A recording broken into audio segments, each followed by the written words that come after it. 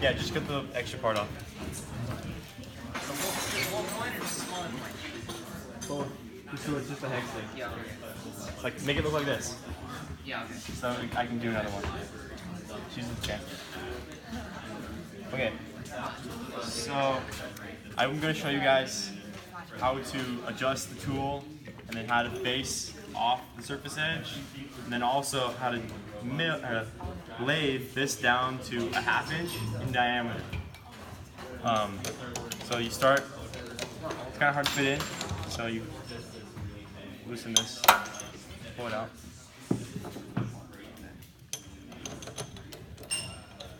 Now, the thing about lathing, you can put it all the way out, and you can lathe this very end, but you put a tiny bit of torque on that, it's going to have a lot more of an effect than if you put a tiny little bit of torque right next to the chuck. So you want to keep it close as possible. So I'm just going to give about 1.5 inches, 2 inches. I'm going to close that. You can turn it on, but it's off, so it won't do anything. Spin it up to about where the pointer is vertical. Now, the thing you'll notice on this little part right here is it's at an angle. It's like 20 degrees.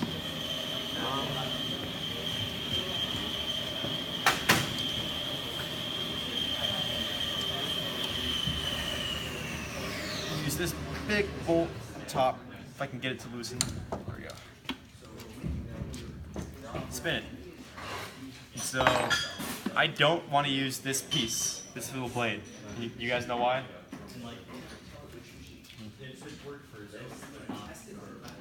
You look at it, see the shape of it?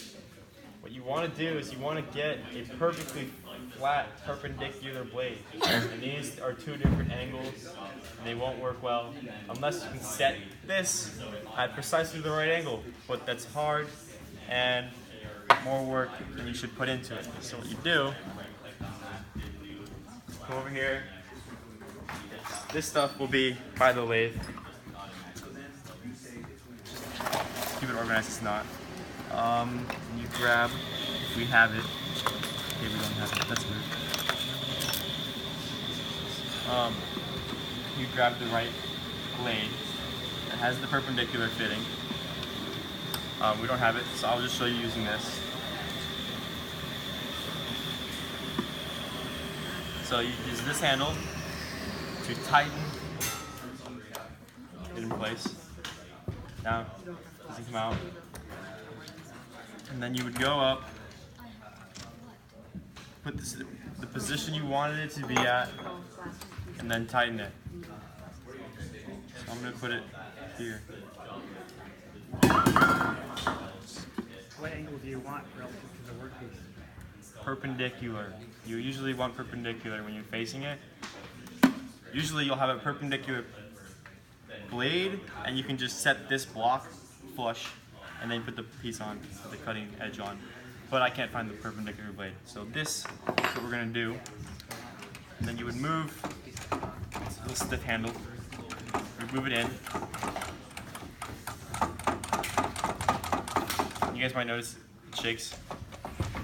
That's kind of bad, because if it shakes, that means that if you put a lot of stress on the part, it'll shake it and you won't get as nice of a finish. But it should be fine for now. So when you're setting in your cutting blade, the blade, because of the way it works and the spinning part, the blade needs to be at the exact level of the midpoint of your rotating part. And if you can't get it to the middle, it needs to be ever so slightly below the part. So you do, if you're doing hex shaft, it's easy. Just get the hex shaft part to be perfectly flat, and then line up the blade with the middle line, and it's good. So it's already in the right spot, so I'm good. And you would turn the speed up and turn it on. And then usually what you want to do is, for a facing cut, put the blade to the middle and slide the blade into the part. So I'm going to slide it into the middle, and then put weight here so it doesn't jump, and then just face it.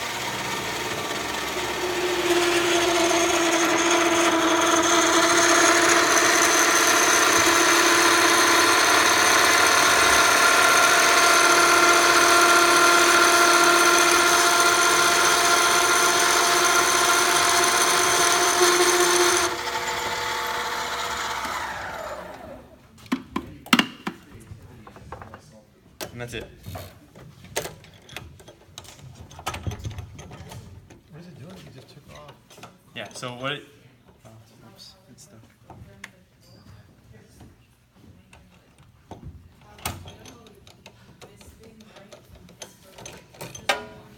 So what it did is it faced that surface to be perfectly perpendicular to this shaft size. So that way you can face it, and then if you wanted to use the scribe, you put it, and you see there's a tiny little nub there, so it won't work perfectly. But you should be able to get it to perfectly straight, and then you could mark where you want an E-clip location to be, for example. I'll try and do an E-clip. I'm not very good at it. That's another example. You don't have to know what you're doing. Just tell someone to do it. I tell Jesse to do the E-clips because I don't know how to. I'm bad at it. It's job security for us. Yeah. He knows how to do something I don't know how to do. So for the E-clip, you want to use this bit. And it's basically just a straight blade. And you would push the blade in, and you would cut it. This is called a parting tool. You use it to go through the entire shaft, and it cuts the whole shaft off. Using it as a parting tool is dangerous because you're shoving a blade straight into it. It's not as safe as facing. So we usually don't part, we bandsaw and then face. Just a little workaround. Either way works. So bandsaw's get a rough cut to the face to make it perfect. Yeah. And then we do the same thing for lathe and mill. Either you use this piece to lathe it to a perfect flat edge, or you use the end mills to face to a perfect flat edge. We'll always do one or the other. For all of our parts, we're usually really precise. For prototyping and just rough, making something see if it fits, it doesn't matter. Just as long as it goes together for prototypes. I don't know if we said this also. You never ever put round stock in the mill. Or I'm sorry, the mill. Don't put round stock in the mill, and don't put rectangular things in the lathe. I mean, you can, but don't put round stock in the mill. I don't know if we said that. Yeah, you put round stock in the mill, it won't work nicely. There's a certain kind of piece of metal you put in there. It's like a V shape, and it lets you clamp down onto the round stock. But if you don't have that, the only gripping surface is the very edge of the circumference where it squishes the metal. The metal doesn't squish, so you're going to have virtually no surface area and no friction holding it in place, so it'll fly out. And so it's not very safe. We're all about safety here. So now I put it perfectly straight by using the edge of this and the edge of the block below. They're exactly the same size. You just get it flush. And then you would move it down, double check that the height is correct. And you'll see the height is a little bit too high, and the way you adjust it is you take this and you just loosen the knurled nut. So you would loosen it until it gets to just below halfway, or just at halfway if you can get it there. And then you would move the cutting edge all the way back out. You'll notice manual machining can take a long time. Just moving the handle. It's pretty boring. As you get better, you get better. Yeah. Are you saying he's not good?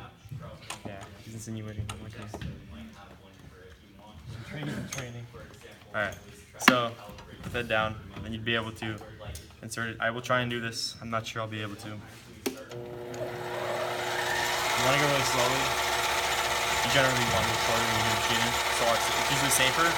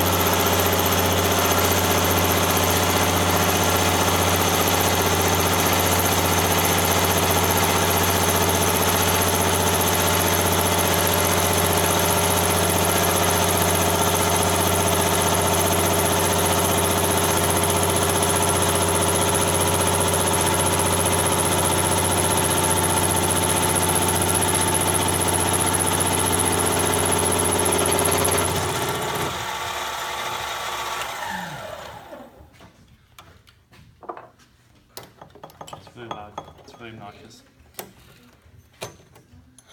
So you guys can see, just take a certain square chunk and then it will round it off and make it circular. That's like if you put like a wheel on something. You do a little Yeah, so this uses an E-clip. There's some in there, but they're kind of hard to find. You get very few. You snap them on, and it will hold parts so they can't come off. Put one on either end. These parts will never fall apart. That's something that's really important. If you don't put it, shafts fall off, that'll fall apart. And it's pretty annoying. So it's just a safety. It just prevents something bad happening. And the last thing I'll go over is facing a long shaft down to a specific diameter.